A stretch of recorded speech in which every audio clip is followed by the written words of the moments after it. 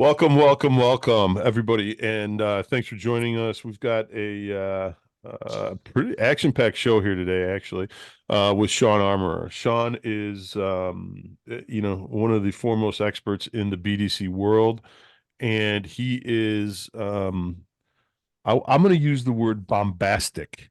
He is he is out there, he's in your face, and he's passionate about the BDC, and he does not back down from somebody trying to pull some bullshit.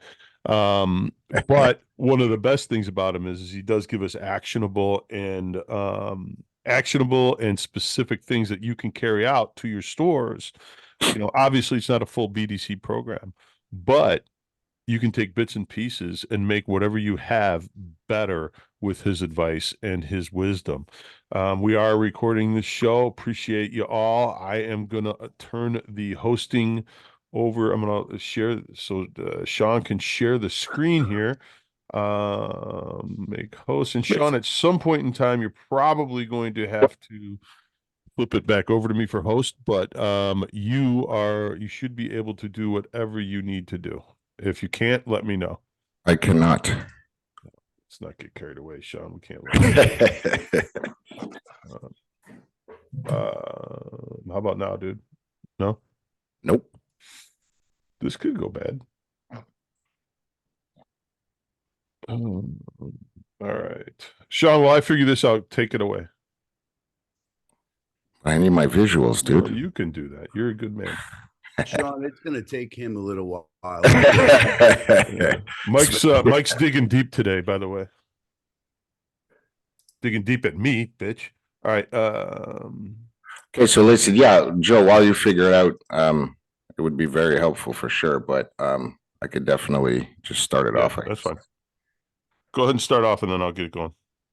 Yeah, man. It's going to take him a little while. Go for it, bro.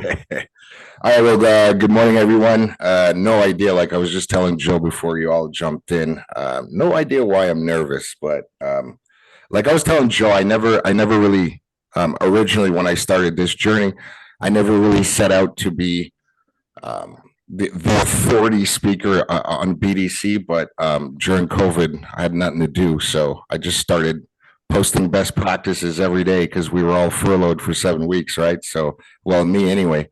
So I just started posting best practices, and then it just blew up and became this beautiful thing. So for those that don't know me really quick, my name is Sean Armorer. I'm the owner and founder of BDC Alchemy, Inc. Essentially, I assist dealerships in architecting revenue-generating BDCs. Now, of course, there's a broad spectrum of different types of BDCs. There's outsourced, there's hybrid, there's in-house. Today, I'm going to speak to you about yeah? Okay, cool. Yeah, okay, there we go. Yeah, perfect. All right, let me see if that works. All right, cool. Do you guys see that? Yeah. All right. What are you seeing exactly, Joe? How to create a successful BDC with the SDL logo, BDC logo, and scan me. All right. Yes. All right. Yeah. So like I was saying before, there is a broad spectrum of different BDCs. I'm not saying that one is better than the other. I'm an advocate for basically doing what works for you. Of course, each one of them has their pluses and minuses, and it will all be dependent on the level of intervention that you want to have with BDC. So Joe asked me 2 questions that I'd like to start off with here. The first question that he had asked me when he asked me to present was basically, hey, Sean, listen, do you think that, you could put something together for the SDL family with regards to how to create a successful BDC? So I said, for sure. Of course, this is my story. This is what I do. I have 9 partners right now, a little bit scattered all over the place. Savannah, Georgia, Texas, St. George, Utah, etc. The other element, the other big question, is the $1 million question that Joe asked me is, can you have an answer perhaps with regards to who should have a BDC? And that's one of the bigger questions. to give you a straight answer, who should have one? I don't have the hubris or the arrogance to tell everybody that the BDC is the silver bullet. I went back and forth. Well, not really back and forth, but I'm not sure if Robert's on the call, but Robert had a great post saying that, you know, the BDC is amazing. We should have one, which I totally agree. However, if it's not correctly set up right, it could have the adverse effects completely with regards to this thing just costing you money, costing you problems, and making your current situation worse. So with regards to answering the question, who should have one? Well, that's for you guys to answer. And I hope today, with what I have to show you, I can provide a little bit more insight on that. The one thing that I would recommend when I'm working with my dealer partners is to just ask yourselves two things, analyze two things. What is your current state in the service drive? And what is your desired state? Now, should you have a BDC or not? Well, the answer would be in the gap between your current state and your desired state. So let's flip into it. Everybody kind of mute, if everybody can mute, and then Sean, since you're host, Yeah. just make sure that you're letting people in the meeting here too, because I have lost that capability. Okay. Are you leaving that up to me? Well, I'm trying not to, but Give it to Barrett. Can I do that? All right. Well, I don't see the options for that, but it's okay. Go ahead. all right, cool. So, from my perspective, again, for those that don't know me, my name is Sean. I'm here in Montreal, Canada. I'm going on 22 years in the business. I've built 6 BDCs for large groups here in Canada, Montreal more specifically. I was 17 years under the rooftop prior to starting my BDC consulting and coaching company. I started off washing cars. It was only supposed to be for 3 months. This is an 02. And in 2024, I'm still around. So got into it by accident, like probably most of you, and just never looked back. So I started off washing cars and just kind of worked my way up. And I guess you could say I've failed my way to success. So, well, success. I've failed my way to get to where I am today. So what I have seen over the years and what really got me to want to even do this at mass is that historically, the BDCs that I have seen have always been built in silos. And it is these silos that have created polarities between the BDC and the department that they serve. Typically speaking, you'll see a BDC somewhere in the dealership, upstairs or all the way in the corner, probably in the same office as the work order boxes and the mops and what have you.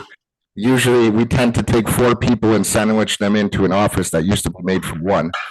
So that's primarily the characteristics.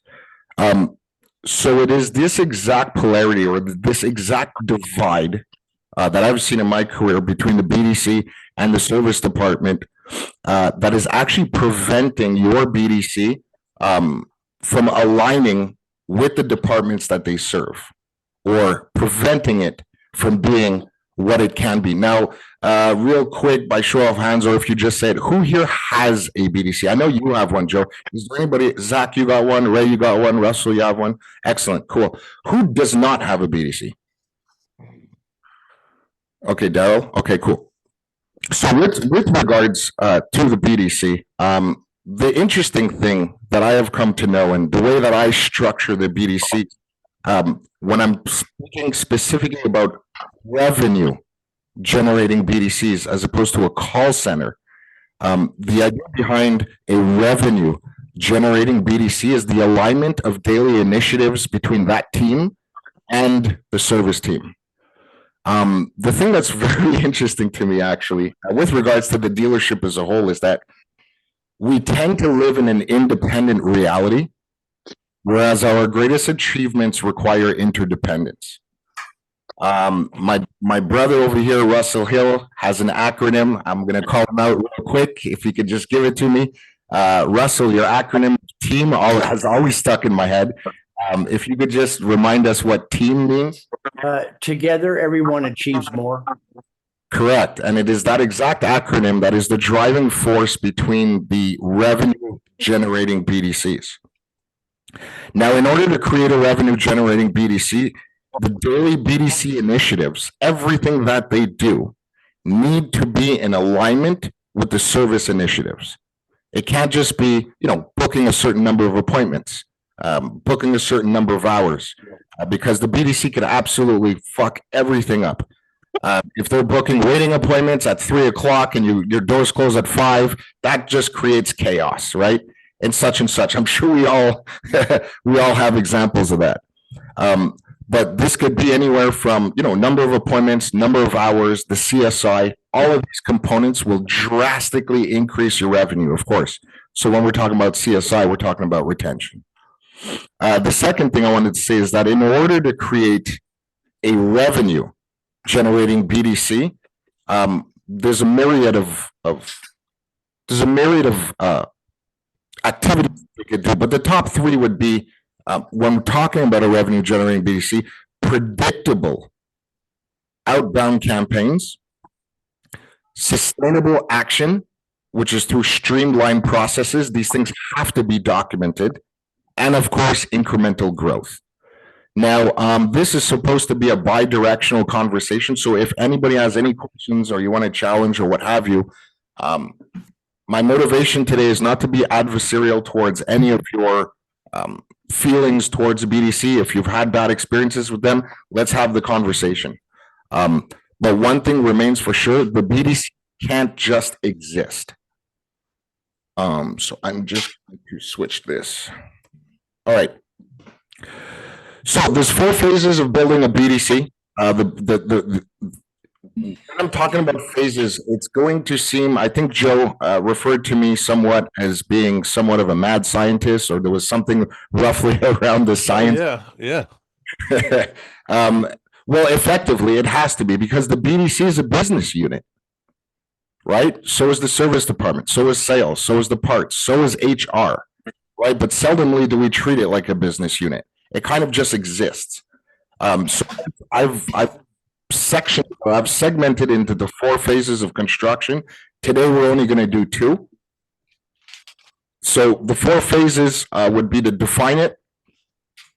What problem are you trying to solve by having a BDC? Earlier on, I was talking about, what is your current state and what is your desired state?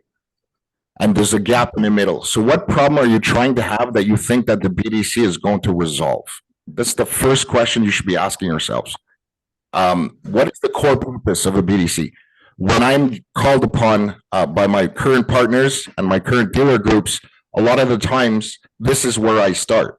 What is the BDC? Can you define what it is? And this is kind of where they hit the wall, because seldomly can someone actually give me a real answer. Now, they do have their own answer. I totally get it. But typically speaking, when I'm called upon by dealerships, it's not because that there's a little bit of smoke, but it's that the dealership is actually on fire and they need help.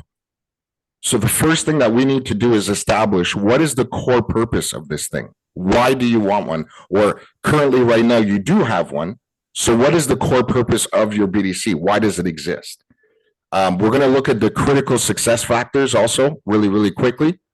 So the first step is to define it.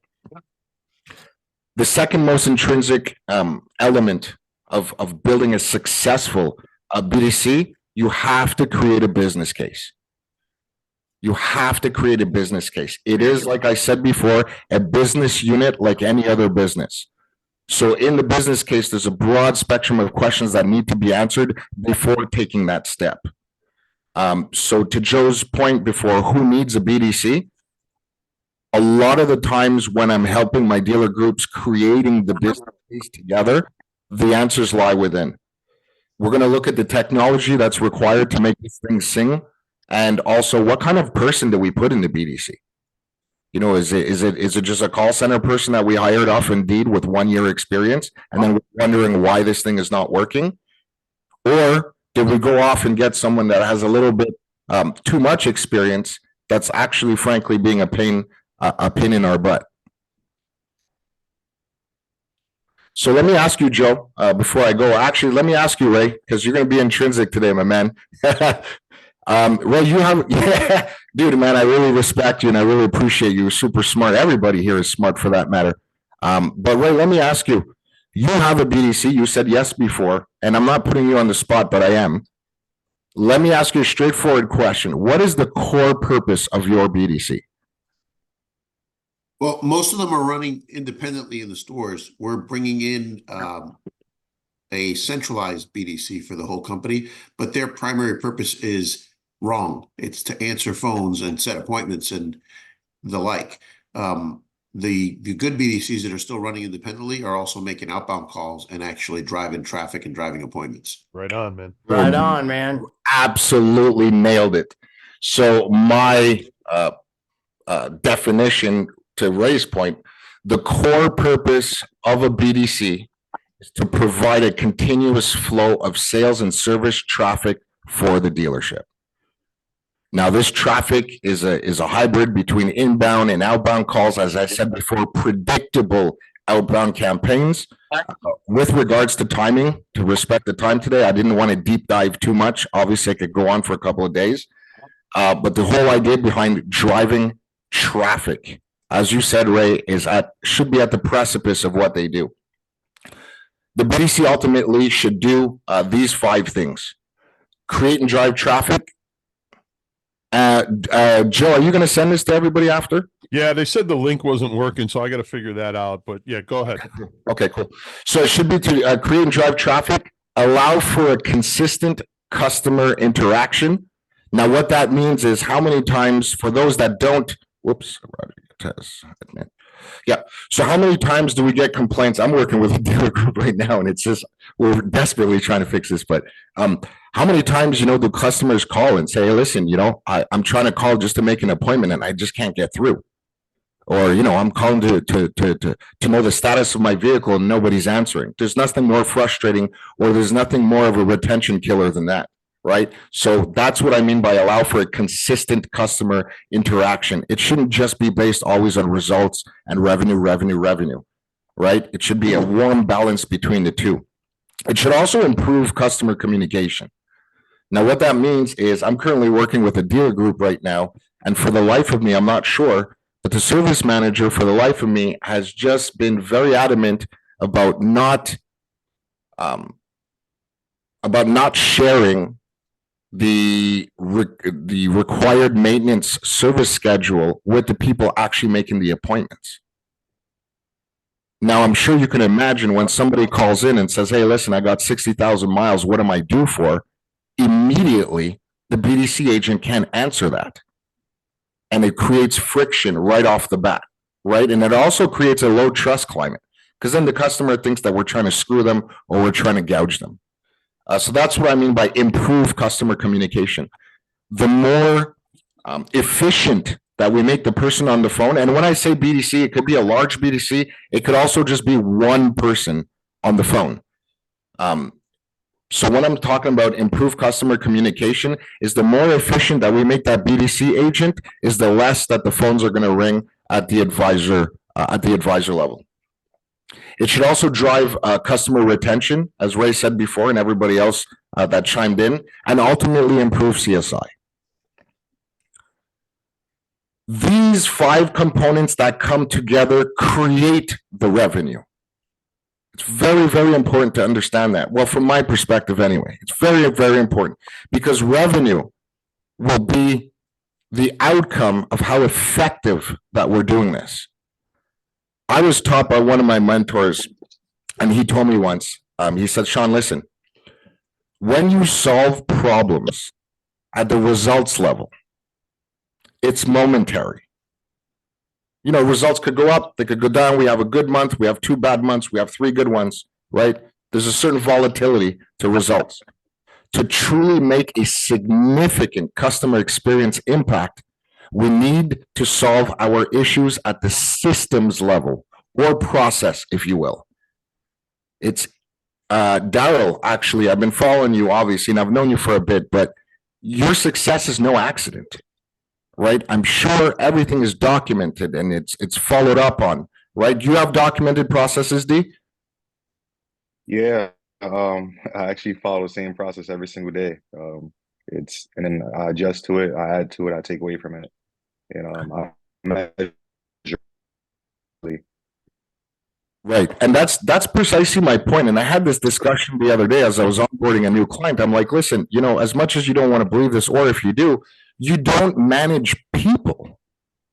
You manage a process, but you lead people within that process.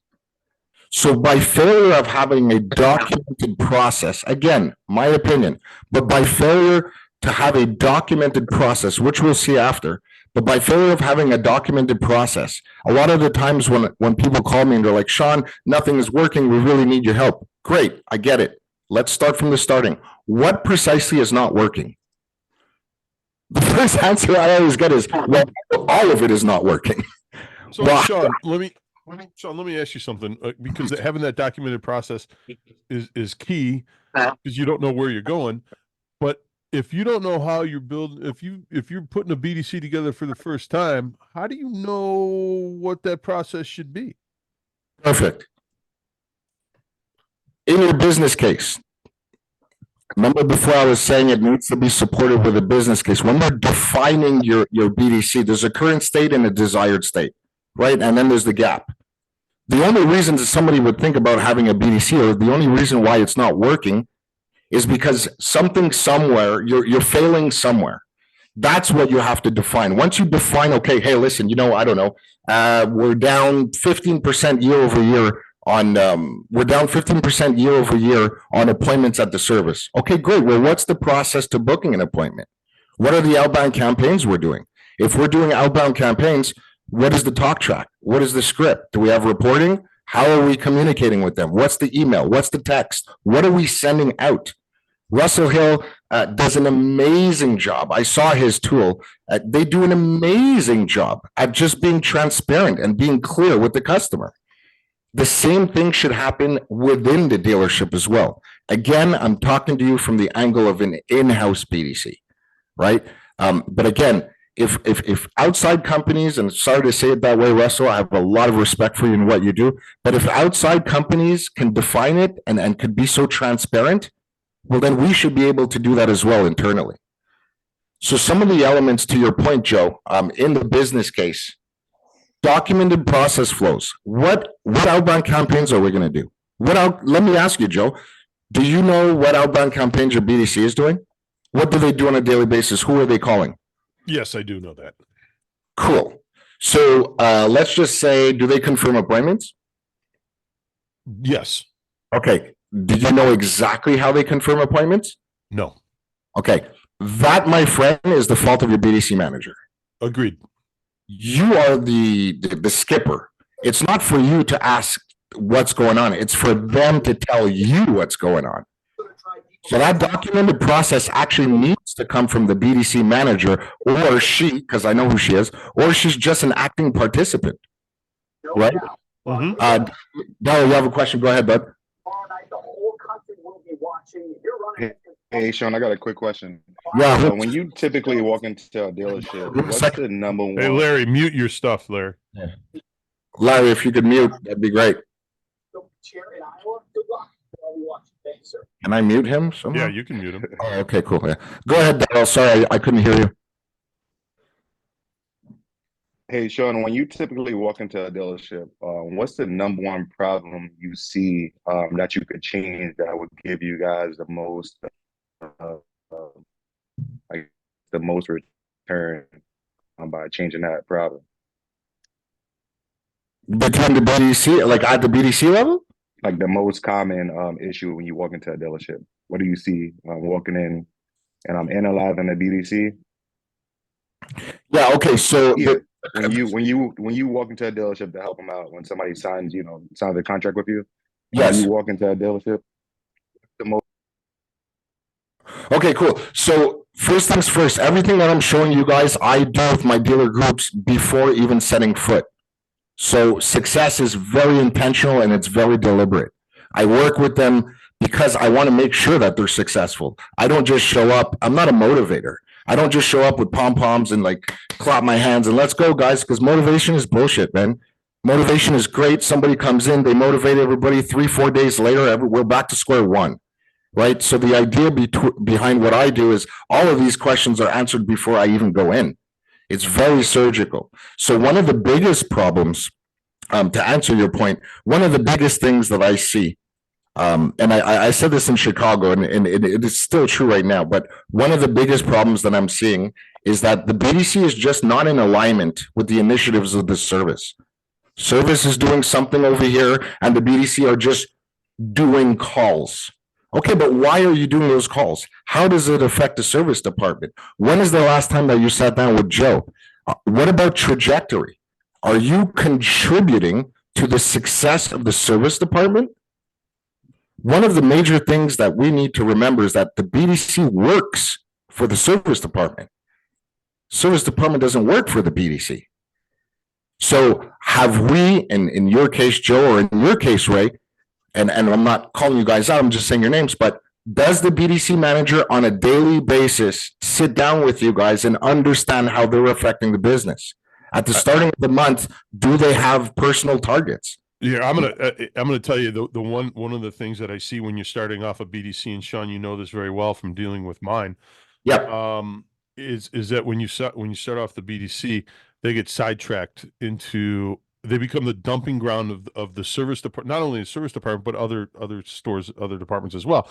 They become the, hey, well, no, that's okay, my BDC can handle it. Oh no, my BDC can handle it. And all of a sudden they're doing 15 things that have nothing to do with phone calls and getting traffic in the door, yet it's become the responsibility of the BDC department, and then they lose their focus, and then they don't report back to you. Exactly. Precisely why I said the BDC is a business unit. If you're having a meeting with your service advisors every morning before the doors open, let's just say, do you invite the BDC manager? Yes, I do actually. Yeah. Okay, perfect. The person at the helm of the BDC needs to be exposed, needs to hear what their work, how their work is affecting things, right? So the number one thing, D, to answer your question is, and Joe, to precisely, failure to document, failure to have a core purpose, as Ray said before, failure to have an identity. What is the core reason why we exist? Failure to have that documented is leaving them disoriented. As you just said, Joe, they kind of come in and they're just doing stuff. Yep. Now, one of the main reasons for that is, I don't want to say that you do it on purpose, but hidden information. When we come to the BDC, let's say it's Monday and all week we're behind track. We're not on trajectory. And Friday you walk in, and I'm just going to use you, and I'm going to jump on you for a sec, Joe. But let's say on Friday you walk in and you see, I forget her name, I'm sorry, but Tessa is her name. Yeah. So let's say all week we're behind in whatever KPIs you have. And on Friday you walk into Tessa's office, you're like, hey, Tessa, listen, it's really not working. And then she's going to look at you. The first question she's going to say is, what is not working? Yeah. Well, we don't have enough appointments. Okay, well, it's Friday. When did you know that? On Tuesday? And you tell me at the end of the week? Like, we can't catch up for that, right? So by having what I refer to as hidden information and not communicating with the BDC on a daily basis, they feel manipulated. They feel manipulated in the sense that, why are we separate from them? Why is this information not getting to us? You know, what targets has Joe set for me? Hey guys, listen, historically, you know, we need 100 appointments this week. And historically, I don't know, the BDC is responsible for 70% of the appointments on any given week or any given month. And those now become those targets for Tessa that week. So by sharing your targets, by aligning the initiatives that you have to meet, Joe, with historical data. So if the BDC is responsible historically for 70% of the appointments, well, then that's what they're responsible for that week. That is their core purpose. So, all right, Russell, Russell, I want to hear from you. And then Sean, if you would go back to that screen though for a second, Sean. And one of the things that after Russell talks and we hear from Ray, I want I love the clearly defined performance metrics, MPI and KPIs. But I want to hear from you about the hours of operation meeting with the service department for just a brief second, because a lot of us don't understand that. Russell, please go ahead. Well, I was going to say good morning, everybody. I was going to say, Morning. first off, I don't know why you keep picking on Ray and Joe. Sean, we love you, brother. Hey, no, I was going to, you alluded to it, that there's a huge, what I see commonplace is BDCs, service or otherwise, are excluded. They don't feel a part of, they feel excluded from. And that is the biggest disconnect of being successful or not successful, because they're not involved. They don't understand. There's not regular meetings. It become a dumping ground. You get back on track. They're not excluded. They're a dumping ground again, etc. So I wanted to say that. And then the last thing I want to say is go Cowboys. What can I say? I mean, but Russell, absolutely. But that's also a double-edged sword. It's also a double-edged sword. It's also the responsibility of the BDC manager. What person have we put in there? Have we created our own monster? Right? So the person that's in the BDC, there's a definitive blueprint to the type of person that needs to be in the BDC. The manager or the team leader that you select, or the one person doing appointments, it doesn't matter how big or how small, but the person at the helm of the BDC needs to be a creative person. They need to have a growth-oriented mindset. The contribution that they have, because at the end of the day, the BDC is a business unit. It's either you either get an ROI or it's a cost. So the person that's there needs to be an active participant. The only reason, the only reason why I'm even in front of you right now on this screen is not because I would just be happy sitting down in my office beside the mops and the work orders. I was in my service manager's face every day. Okay, what do I got to do? Where are we at? What's ELR? What's shop supply? What's gain time? What's dead time? What's lost time? Where are we at? How many appointments are we off? They also need to be an active participant. They need to have work ethic. If someone's just coming down, sitting down every day and just going through motions, I am terribly sorry, but you have the wrong person. And then furthermore, the person that you sit there needs to have the same vision, needs to have a vision of growth. Like just to give you guys a metric that I've come to know, your BDC essentially with regards to appointments, conservatively, you should be looking at a 5% year-over-year increase. It's not going to break the bank, but it's going to increase the business. I call it incremental growth, whatever that is. You did 100 appointments last year in January. Let's get to 105, ideally 110 this year. Now, obviously, like I said before, it's not going to break the bank, but it's going to continue to increase business at a BDC level and keep them growth oriented in their mindset. So I absolutely agree with you, Russell. Interesting deal there, because we talk about forecasts and everything like that, and we talk about flat rate hours, and how many hours does a tech need? How many cars does the advisor need to write up to get there? How many advisors do we need for the amount of cars and everything like that? We never, as service managers, directors, fixed ops people, we never break it down to the BDC level to give them their forecast for how many people, how many cars, appointments they need to improve on. We don't do that. And if you do, you're better than the rest of us. Well, I mean, it's not necessarily better than us, but try this exercise just for shits and giggles tomorrow when you get to work. Last year at this time, how many appointments did the BDC do? How many appointments that came to your service, if you have that stat, but how many appointments were generated from the BDC last year at this time? And when you get that answer, multiply it by 5%. Right. That's what they should be at this month. Again, it won't break the bank, but it's going to keep them continually looking for business and cultivating business. That's where I would start immediately. If they could get 10, 15%, great.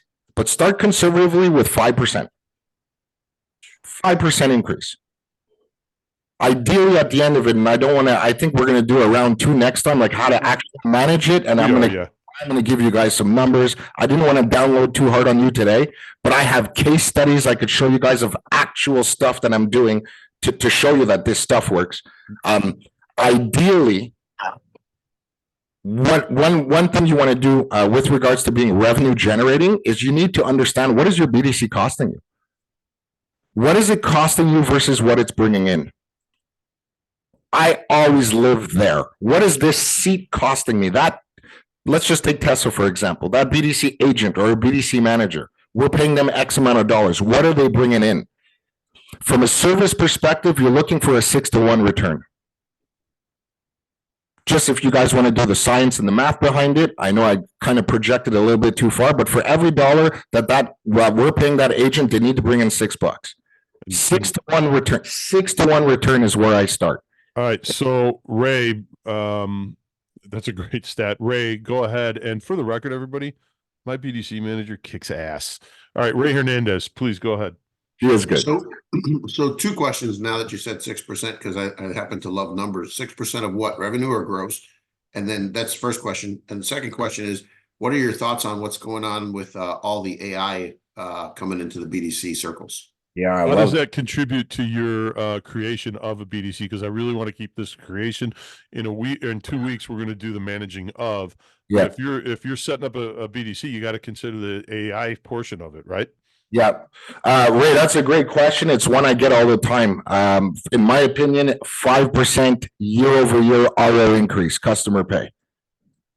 5% year-over-year increase customer pay. Because at the end of the day, we have to remember, depending on what kind of coaching that you have with your agents, and there's a multitude of things that they would need to upsell and what have you, but they're not really responsible once the customer shows for the upsell. Right, but you mentioned a 6%, 6 times ROI. So what, revenue or gross? Revenue. Yeah, because I love that question. I actually went. I don't want to say toe-to-toe. There was a little bit of friction with one of my partners last week. Now, I showed them that we were right now. I've built a centralized BDC for 11 stores. One of my partners in Texas, and currently, right now, we're at an 8-to-1 return after 5 months. 5 months ago, they had 0 people. There was nobody in there, and they gave me a BDC manager that had never walked into a service department ever in his life. So I was like, "Oh man, this is going to be a challenge." But anyway, we're doing really good. We got an 8-to-1 return. Interestingly, the 8-to-1 return, I can only calculate revenue. Because when you're talking about gross profit, I'm not responsible for if the actual service department is mismanaged. I don't know what that service manager is going to do with the revenue that we have produced. So that's an interesting stat. I don't have that gross profit part, but it's math. We could turn it into gross profit, if you will. I mean, a BDC can't be responsible for gross profit, I don't think. I mean, they're responsible for, repair order count, and maybe some revenue if they're selling specific items when they're on the call. But I mean, gross profit, no, they're not. Well, this in my is opinion. No, and I agree with you. So gross profit, I wouldn't be against that, but there's way too many variables. When we're talking about actual revenue, I can easily calculate revenue down to the phone call. As long as they're following the required maintenance menu guide, and we're going for 1.5, 1.6 per RO, they need to understand that oil changes like 0.6s and 0.8s doesn't pay for the lights.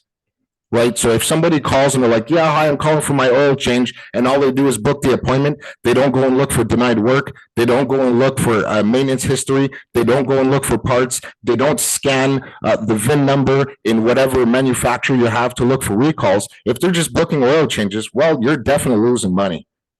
Right. So there's a definitive way.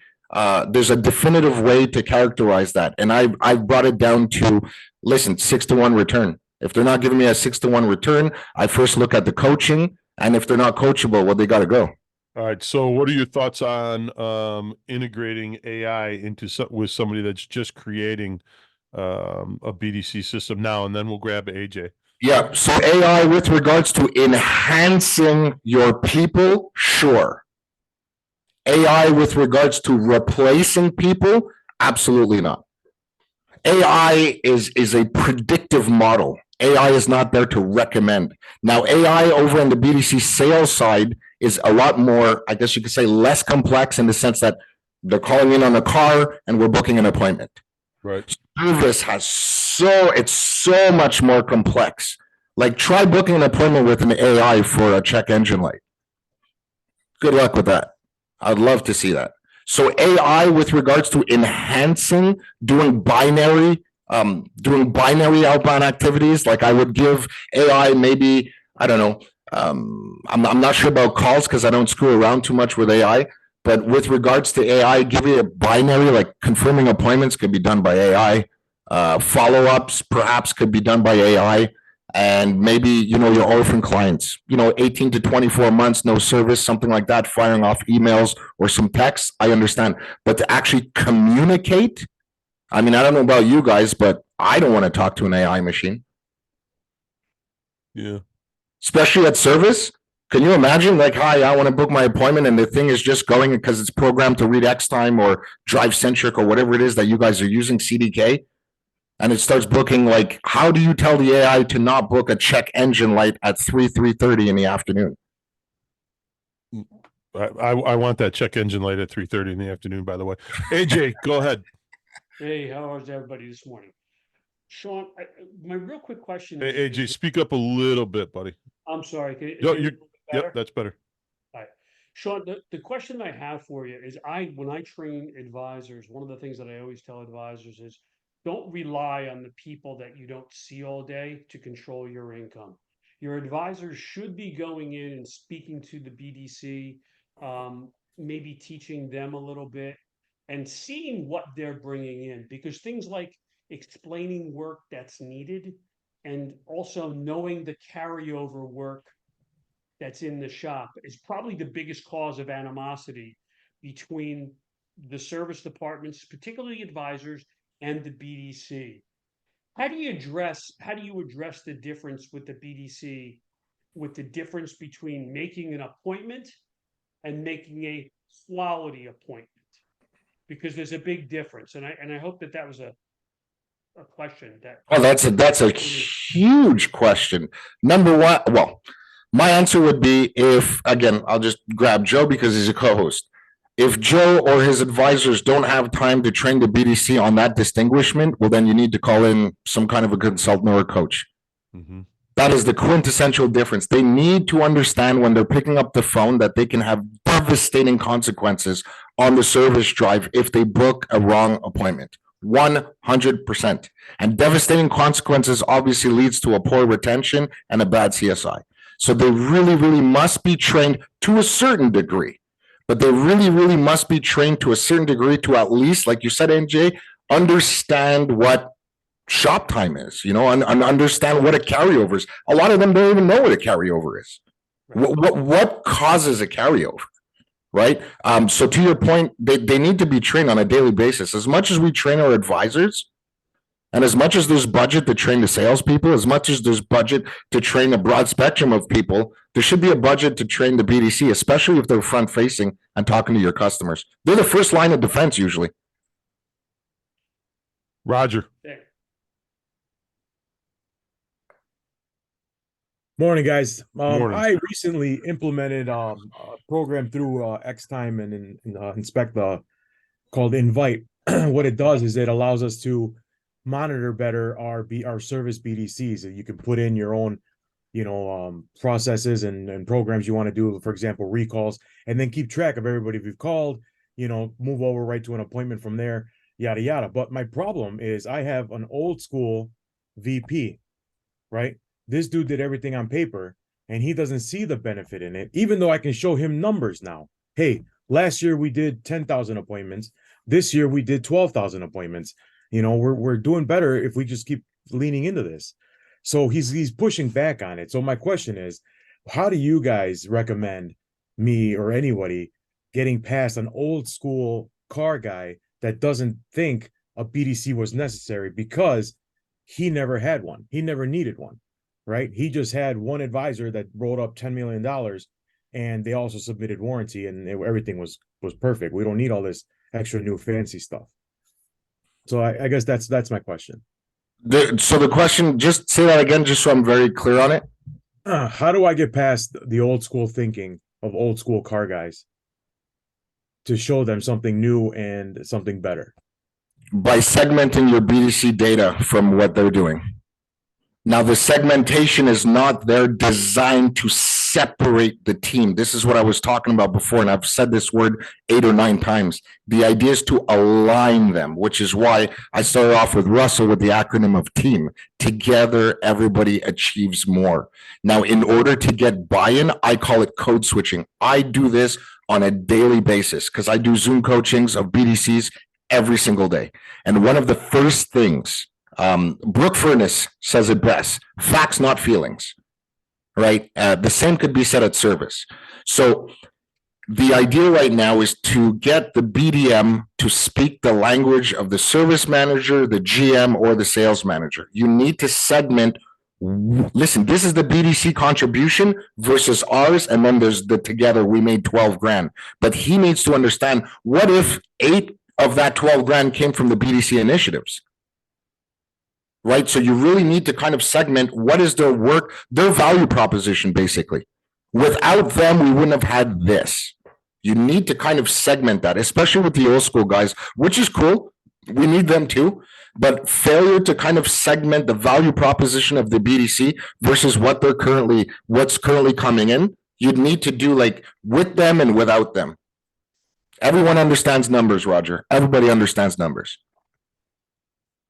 Does that answer your question?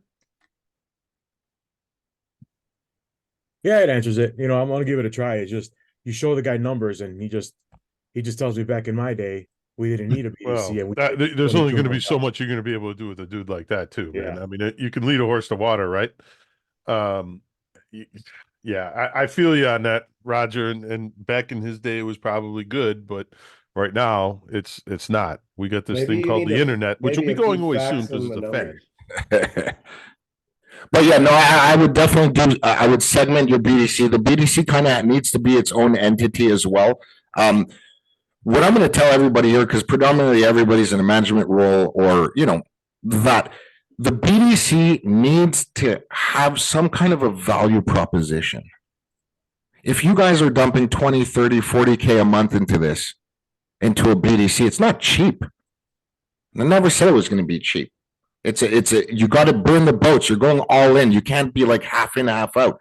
So the BDC needs to have some kind of a value proposition. The person at the helm, I can't say this enough, the person at the helm of the BDC needs to be an active participant in the business. It's a business unit. It's not a call center. This is not Facebook, and it's not just a place that we come and just do a whole bunch of stuff. Oh, I did calls today. If they don't feel valued, if they're not motivating themselves through actionable steps and performance-based daily initiatives, well, then you got the wrong person. So it's almost not your responsibility, Roger, to prove it to them. It should really be that BDC manager that's actually doing, that's actually taking their place and segmenting them. The BDC needs to have a value proposition, 100%, which it's a little bit more complicated than that.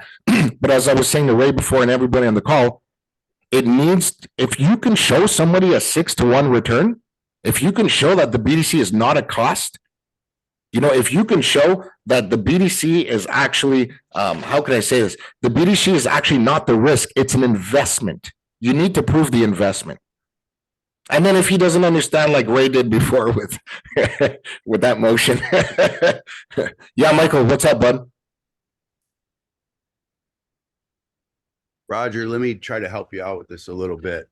And for the old school guy that you're talking about, I'm an old school guy, right? But ask them if they track appointments on the sales side. Ask them if they track appointments showed, calls made, what they're doing to generate traffic on the variable side. And it's the same equation on the service side. He needs to get out of your way and let you do what you do best, my opinion. No, that's a great analogy there, because how many ups did they have on the sales side on a Saturday, right? How many calls? They track it on variable all the time. That's a great point. They not only are they tracking ups, but they're tracking their closing rates. Yeah, for sure. But everything starts with traffic, right? Mm-hmm. Yeah, I mean they go to sourcing. Think about back in the day when they would source them. Hey, what brought that person? What was the ad in this paper? I mean, it's so ancient, but they did it back then. You can do it now. Now, one of the things I wanted to mention here is that, again, we're talking about creating something, right? And we might not have a BDC manager yet to make those arguments in this creation of our BDC. But one of the things I'm urging everybody to do is you have to know the expense of your BDC, and then you have to assign a cost per chair, right? And that's what Sean said. And I never thought about it like that until today.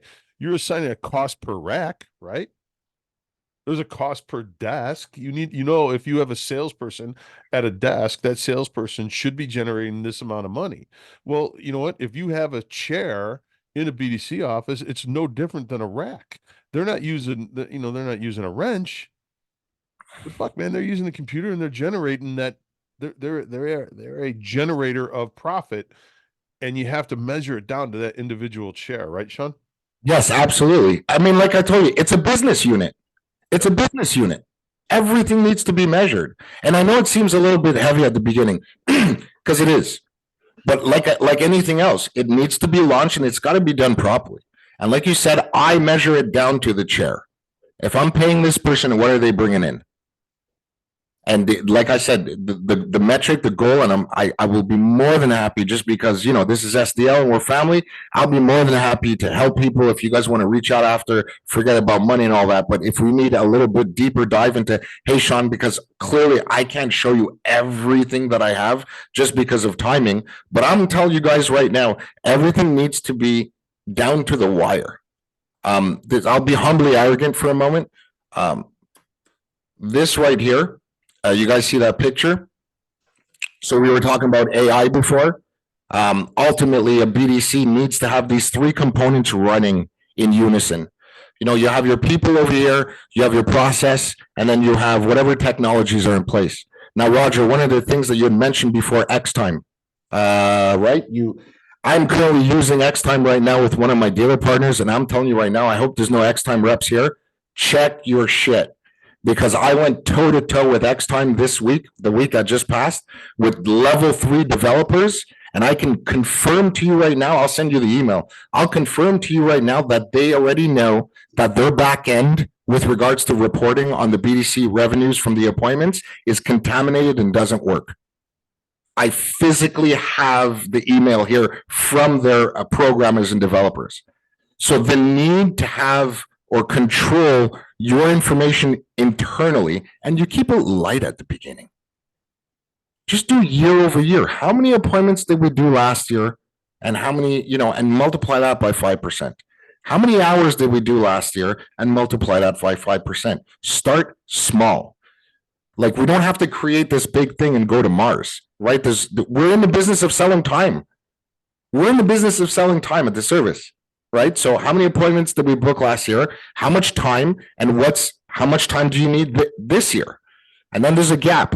What is the BDC responsible for? If they don't have those metrics on a daily basis, you're kind of going around in circles. All right, Sean, why don't you, I'm going to take back the hosting here. Yeah, do that. And because I don't have any functions here. Reclaim host, and now I got it. All right, everybody.